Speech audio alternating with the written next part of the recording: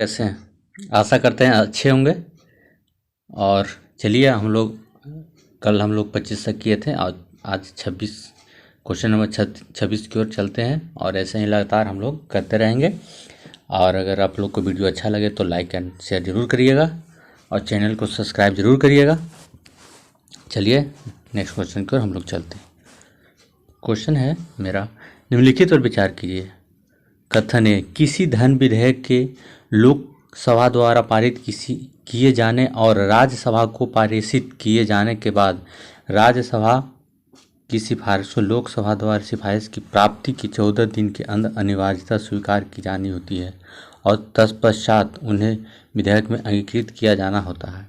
ऐसा कोई ज़रूरी नहीं है, सिर्फ राज्यसभा को भेजा जाता है।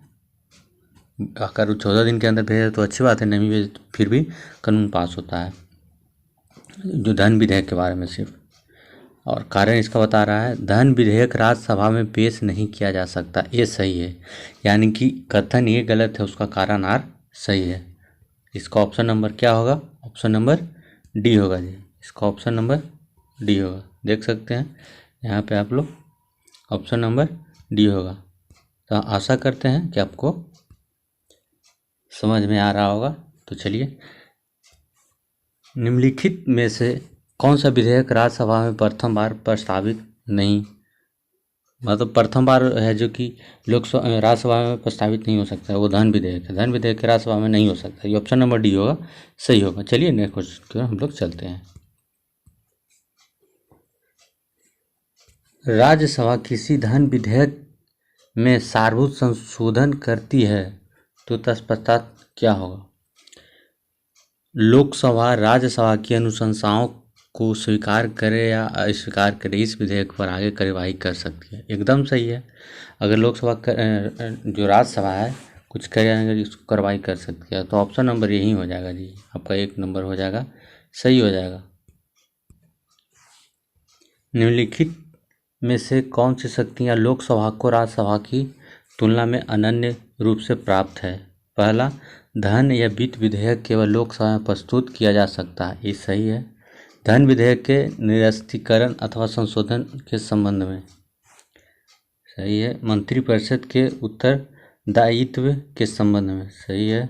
अखिल भारतीय सेवाओं के सृजन के संबंध, ये तो राज्यसभा हो जाएगा जी, लेकिन ऊपर का तीनों सही है। क्या समझे? ऊपर का तीनों सही है तो ऑप्शन नंबर बी हो जाएगा। समझ में आ रहा है? निम्नलिखित विशेषाधिकारों में से कौन से भारत के संविधान द्वारा राज्यसभा को प्रदत्त किए जाते हैं? ऑप्शन ए, राज्य का वर्तमान राज्य क्षेत्र परिवर्तन करना और राज्य का नाम परिवर्तन करना, ये गलत होगा। संसद को राज्य सूची में नियम बनाने और एक अथवा एकाधिक अखिल भारतीय सभाओं को सृजन करने हेतु सशक्त बनाने के लिए एक प्रस्ताव पारित करना, तो ऑप्शन नंबर बी हो जाएगा जी। इसका ऑप्शन नंबर बी सही हो जाएगा। भारतीय संविधान के अंतर्गत निम्नलिखित में से कौन सा अनुच्छेद संसद को राज्य सूची के विषय के संबंध में विधि बनाने की शक्ति प्रदान करता है? तो पहले आप लोग क्वेश्चन कर चुके, इसका होगा ऑप्शन नंबर डी 249, अनुच्छेद 249 हो जाएगा जी। कितना हो जाएगा? अनुच्छेद 249। निम्नलिखित में से किसके संबंध में राज्यसभा का अनन्य अधिकार है? तो निम्नलिखित में राज्यसभा का अनन्य अधिकार है जी, ऑप्शन नंबर सी है जी, एक नई अखिल भारतीय सभा के सृजन हेतु संशोधित करना, और अन्य है जो कि गलत होगा। यानी कि ये अगर इसमें सही माना जाए तो ऑप्शन नंबर सी होगा, एक नई अखिल भारतीय सभा के सृजन हेतु संशोधित। कितना अनुच्छेद के अनुसार? अनुच्छेद 249 के अनुसार, ठीक है। सॉरी, 249 नहीं, 312 अनुच्छेद के अनुसार एक नई अखिल भारतीय सभा के सृजन हेतु संस्तुति कर सकता है। निम्नलिखित में से कौन राज्यसभा के एकांतिक शक्ति के अंतर्गत आता है? तो ऑप्शन नंबर ए, नई अखिल भारतीय सेवाओं का सृजन, इसको राज्यसभा का शक्ति पर। राज्यसभा की लोकसभा के समान शक्तियां किस क्षेत्र में है? तो लोकसभा के समान है कि ऑप्शन नंबर ए हो जाएगा, नई अखिल भारतीय सभाएं गठित करने की विषय में। यदि सरकार राज्यसभा में पराजित हो जाए तो क्या होता है? कुछ नहीं होता है जी, पराजित हो जाए तो हो जाए, उसमें से कुछ नहीं होगा, ऑप्शन नंबर डी हो जाएगा जी। ऑप्शन नंबर, निम्नलिखित कथनों में से एक भारत के संविधान की चौथी अनुसूची में सही से वर्णित करता है। क्या सही से वर्णित करता है चौथी अनुसूची में? तो आप लोग पहले भी पढ़े होंगे कि चौथी अनुसूची में राज्यसभा में स्थानों का आवंटन करता है जी। चौथी अनुसूची है जो कि राज्यसभा में स्थानों का आवंटन करता है। तो ऑप्शन नंबर डी सही हो जाएगा। ऑप्शन नंबर डी सही हो जाएगा इसका। क्वेश्चन नंबर कह रहा है, निम्नलिखित राज्य युगों में से किसे राज्यसभा में समान प्रतिनिधित्व प्राप्त है? प्रतिनिधित्व यानी कि वहाँ से, उस स्टेट से राज्यसभा के लिए चुने जाते हैं कितने सदस्य। तो अगर क्वेश्चन के अनुसार देखा जाए तो ये क्वेश्चन है जो कि यूपी पीसीएस में पूछा गया था 1999 में, लेकिन वर्तमान में सब बढ़ चुका है। आंध्र प्रदेश से कुछ और स्टेट टूट चुका है और कुछ और स्टेटें टूट चुकी है। तो उसके अनुसार अगर देखा जाए तो इनमें से कोई नहीं मैच करेगा। अगर पहले के अनुसार देखा जाए तो आंध्र प्रदेश और महाराष्ट्र इसमें मैच करता है, क्योंकि आंध्र प्रदेश पहले के हिसाब से आंध्र प्रदेश 18 था और महाराष्ट्र के पास भी 18 था, सॉरी महाराष्ट्र के पास 19 था। तो वर्तमान में भी सब टूट चुका है, तो भी खत्म है कहानी। तो इसके अनुसार कुछ नहीं कहा जा सकता है। चलिए नेक्स्ट क्वेश्चन की ओर हम लोग चलते हैं। क्वेश्चन के अनुसार देखना पड़ता है। अगर देखा जाए तो दोस्तों, अगर मान लिया जाए तो इसमें अगर आंध्र प्रदेश और महाराष्ट्र तो अभी उसके अनुसार अगर माना जाए तो आंध्र प्रदेश और तमिलनाडु सेम होगा, क्योंकि उस समय में आंध्र प्रदेश के पास भी 18 सीटें था और तमिलनाडु के पास भी 18 सीट था। और वर्तमान में भी तमिलनाडु के पास 18 राज्यसभा में जाता है और आंध्र प्रदेश में वर्तमान में 11 सीट जाता है। तो हालांकि इसमें मैच तो कोई कर नहीं रहा है, लेकिन आपको हम सीट की जानकारी दे देता हूँ कि कहाँ से कहाँ है। अगर आंध्र प्रदेश ऑप्शन नंबर ए में जाए तो आंध्र प्रदेश में इसमें से वर्तमान में तो इसमें से कोई भी ऑप्शन सही नहीं हो सकता है। क्यों? क्योंकि आंध्र प्रदेश से तेलंगाना के साथ टूट गया। तो आंध्र प्रदेश को टोटल अगर माना जाए तो आंध्र प्रदेश को आपको हमने बताया कि टोटल 18 है। आंध्र प्रदेश को टोटल 18 मिला था। उसके अनुसार अगर देखा जाए तो आंध्र प्रदेश को 18 मिला ही था, तो उसके अनुसार आंध्र प्रदेश को 18 था उस समय। अब फिलहाल अगर माना जाए तो आंध्र प्रदेश को 18 नहीं है, आंध्र प्रदेश को 11 है और तेलंगाना को 7 है। तो दोनों मिलाकर के हो गया 18, और पहले 18 तो था ही। तो वर्तमान में भी सब हट चुका है। इसके कारण आप आंध्र प्रदेश का 11 है वर्तमान में, महाराष्ट्र को माने तो 19 है, आंध्र प्रदेश 18 है,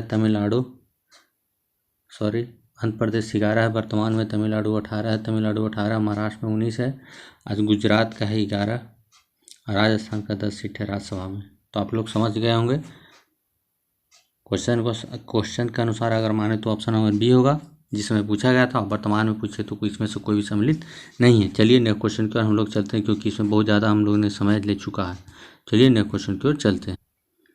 राज्यसभा में उत्तर प्रदेश को आवंटित स्थान निम्नलिखित में से किन राज्य को आवंटित स्थान का योग है?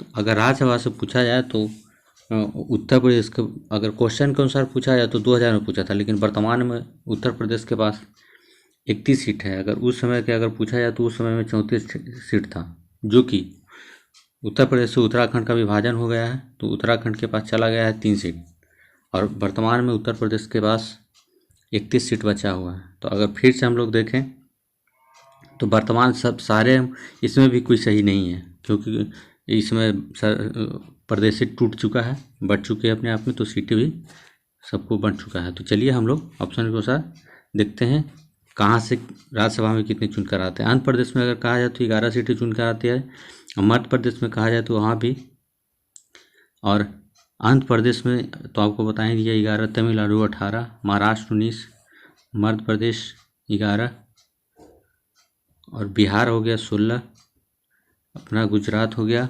11। चलिए नेक्स्ट क्वेश्चन की हम लोग चलते हैं। चलिए इसमें क्वेश्चन पूछा, नीचे कुछ राज्य तथा राज्यसभा में उन्हें आवंटित सदस्य संख्या की सूची दी गई है, उनमें से कौन सा सुमेलित नहीं है? तो सुमेलित नहीं है पूछ रहा है जी। तो पश्चिम बंगाल अगर माना जाए तो 16 है, बिहार भी 16 है, और महाराष्ट्र 19 है, सही है। तमिलनाडु 18, लेकिन मध्य प्रदेश गलत है। मध्य प्रदेश है जो कि मध्य प्रदेश से टूट कर छत्तीसगढ़ बना है। तो छत्तीसगढ़ के पास 5 हो गया और मध्य प्रदेश के पास 11 है वर्तमान में। तो ऑप्शन नंबर ए सही होगा। हाँ, ऑप्शन नंबर ए सही होगी, सुमेलित नहीं है क्योंकि मध्य प्रदेश के पास 11 सीटें बचा हुआ है। इसमें सुमेलित करने के लिए पूरा है। सूची 1 को सूची 2 में सुमेलित करने के लिए बताया, राज्य है और राज्यसभा का स्थान है। अगर आंध्र प्रदेश को माना जाए तो अगर ये तो आंध्र प्रदेश पुराना ही दिया हुआ है क्वेश्चन पूछने के अनुसार, लेकिन हम लोग देख लेते हैं। महाराष्ट्र के पास 19 सीट है तो सही है जी, महाराष्ट्र के पास 19 सीट है। कर्नाटक के पास 12 सीट है, पश्चिम बंगाल के पास 16 सीट है और आंध्र प्रदेश के पास 11 सीट है। याद रखिए, आंध्र प्रदेश से तेलंगाना टूटा है, तेलंगाना के पास 7 सीट है तो टोटल 18 हो गया।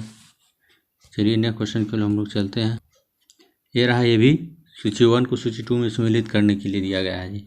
तो गुजरात के पास 11 सीट है, राजस्थान के पास 10 सीट है जी और कर्नाटक के पास 12 सीट है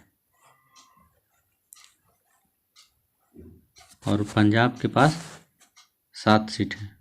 सम्मिलित हमने कर दिया है। तो चलिए नेक्स्ट क्वेश्चन के लिए हम लोग चलते हैं। हम लोग देखेंगे नेक्स्ट, ये भी मिलान करने वाला अभी है। अभी तो आएगा क्वेश्चन लगातार राज्यसभा से सदस्यों से संबंधित, ताकि आप लोग को प्रैक्टिस करवा रहे हैं, भूल नहीं पाइएगा। और चलिए गुजरात से 11 सीट हो जाएगा जी। कर्नाटक में मान लीजिए 12 सीट हो जाएगा। उड़ीसा के पास 10 सीट है, उड़ीसा के पास 10 सीट है राज्यसभा। केरल के पास 9 सीट है। तो सम्मिलित हो गया, आप लोग देख रहे हैं जैसा कि ये भी सम्मिलित करने के लिए जी, देख सकते हैं जैसा कि ये भी सम्मिलित करने के लिए दिया गया है। निम्नलिखित में से कौन सा सम्मिलित है? तो आंध्र प्रदेश के पास तो आप लोग जानते हैं, तो पहला क्वेश्चन है सम्मिलित नहीं है, 2018 में पूछा हुआ है तो गलत नहीं हो सकता है जी, गलत होगा उसको निकालना है, सम्मिलित नहीं है। तो चलिए उड़ीसा के पास तो 10 हो जाएगा, तमिलनाडु के पास 18 हो जाएगा, महाराष्ट्र के पास 19 हो जाएगा, आंध्र प्रदेश गलत है, आंध्र प्रदेश के पास 11 हो जाएगा क्योंकि पहले आंध्र प्रदेश के पास 18 सीट था, लेकिन तेलंगाना टूटने के पास तेलंगाना के पास 7 चला गया और आंध्र प्रदेश के पास 11 रह गया। तो आप लोग समझ गए होंगे, आशा करता हूँ। देखिए इसमें पूछ रहा है कि निम्नलिखित में से राज्यसभा के लिए निर्वाचित सदस्य की संख्या सबसे कम है। सबसे कम पूछ रहा है जी। सबसे कम में अगर देखा जाए तो छत्तीसगढ़ के पास कितना हो जाएगा? छत्तीसगढ़ के पास 5 हो जाएगा क्योंकि यह मध्य प्रदेश से जुटा है। मध्य प्रदेश के पास था 16 सीट, तो मध्य प्रदेश छत्तीसगढ़ में टूटा है तो उसको मिल गया 16 में से अगर 11 मिल गया उसको तो बच गया 5 इसके पास। हिमाचल प्रदेश के पास 3 सीट है, जम्मू कश्मीर के पास 4 सीट है, झारखंड के पास 6 सीट है। तो सबसे कम तो हिमाचल प्रदेश का हो गया 3 सीट। तो ऑप्शन नंबर बी सही होगा। संघीय क्षेत्रों को प्रतिनिधित्व प्राप्त है, संघीय क्षेत्रों को प्रतिनिधित्व प्राप्त है संसद के दोनों सदनों को जी, दोनों वहाँ से आता है। संघीय क्षेत्रों से संसद में लोकसभा में आता है, राज्यसभा में आता है। राज्यसभा में मात्र आता है दिल्ली से आता है, पुदुचेरी से आता है और जम्मू कश्मीर से आता है। अगर दिल्ली से माना जाए तो 3 आता है, पुदुचेरी से 1 आता है और इसका जम्मू कश्मीर से 4 आता है। तो आप लोग याद जरूर रखिएगा, बहुत इंपॉर्टेंट क्वेश्चन है। निम्नलिखित कथनों पर विचार कीजिए। राज्यसभा का सभापति तथा उपसभापति उस सदन के सदस्य नहीं होते हैं, होता है। राज्यसभा का सभापति और उपसभापति, ये तो गलत हो जाएगा जी। सभापति नहीं होता है लेकिन उपसभापति राज्यसभा का ही सदस्य होता है। जबकि राष्ट्रपति के निर्वाचन में संसद के दोनों सदनों के मनोनीत सदस्यों को मतदान का कोई अधिकार नहीं होता, उनको उपराष्ट्रपति के निर्वाचन में मतदान का अधिकार होता है। ऑप्शन नंबर 2 सही है, यानी कि ऑप्शन 2 सही होगा। कैसे? क्योंकि पहला अगर देखा जाए तो राज्यसभा का सभापति है जो कि लोकसभा से उपराष्ट्रपति होता है और उपराष्ट्रपति का चुनाव होता है, तो उपराष्ट्रपति का ही राज्यसभा में सभापति बनते हुए पदेन अध्यक्ष होता है, उपराष्ट्रपति होता है राज्यसभा का। और दूसरा में कह रहा है कि राष्ट्रपति निर्वाचित संसद के दोनों सदनों में मनोनीत, यानी कि मनोनीत सदस्य है जो कि राष्ट्रपति के चुनाव में भाग नहीं लेता है, लेकिन उपराष्ट्रपति के चुनाव में लोकसभा और राज्यसभा दोनों मनोनीत और निर्वाचित सदस्य दोनों शामिल होते हैं। तो ऑप्शन नंबर बी होगा। चलिए नेक्स्ट क्वेश्चन की ओर हम लोग चलते हैं। देखिए जो हम लोग क्वेश्चन की चर्चा करें तो भी आएगा, राज्यसभा का अध्यक्ष कौन होता है? राज्यसभा का अध्यक्ष कौन होता है? राज्यसभा का अध्यक्ष पूछ रहा था।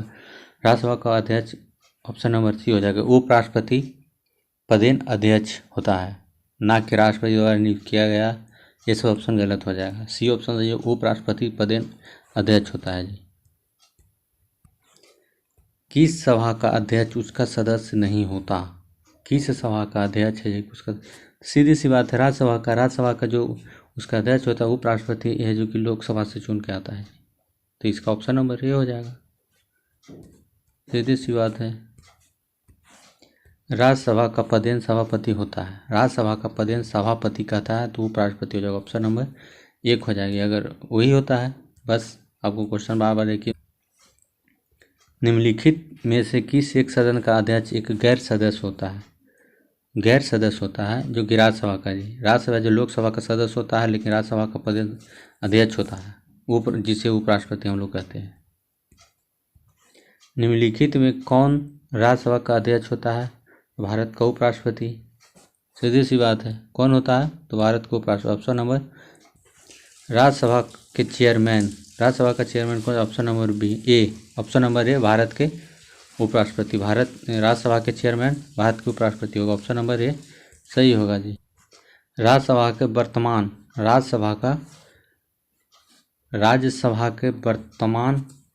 सभापति कौन है जी? तो राज्यसभा का वर्तमान सभापति कौन है?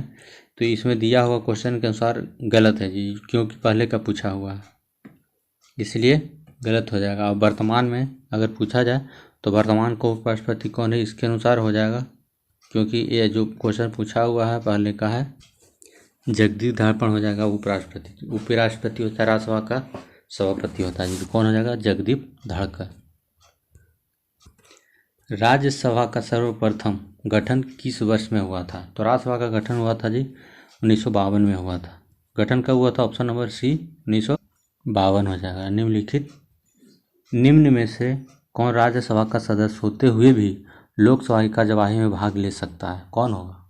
निम्न में से कौन राज्यसभा का सदस्य होते हुए भी लोकसभा की कार्यवाही में भाग ले सकता है? तो ऑप्शन के अनुसार अगर देखा जाए तो हो जाएगा सी जी, मंत्री जो राज्यसभा का सदस्य हो, जो मंत्री जो राज्यसभा का सदस्य हो भाग लेता है कार्यवाही में, तो ऑप्शन नंबर सी हो जाएगा। राज्यसभा के चेयरमैन कौन होता है जी? तो राज्यसभा का चेयरमैन भारत के उपराष्ट्रपति होता है। तो इस क्वेश्चन के साथ हम लोग का ख़त्म होता है जी। इस क्वेश्चन के साथ साथ हम लोग का क्वेश्चन ख़त्म होता है, तो हम लोग आगे देखते हैं कौन सा चैप्टर स्टार्ट किया जाए। तो अगर आप लोग भी कमेंट करिएगा कौन सा चैप्टर स्टार्ट होना चाहिए। तो मिलते हैं नेक्स्ट वीडियो में। फ़िलहाल के लिए जय हिंद दोस्तों।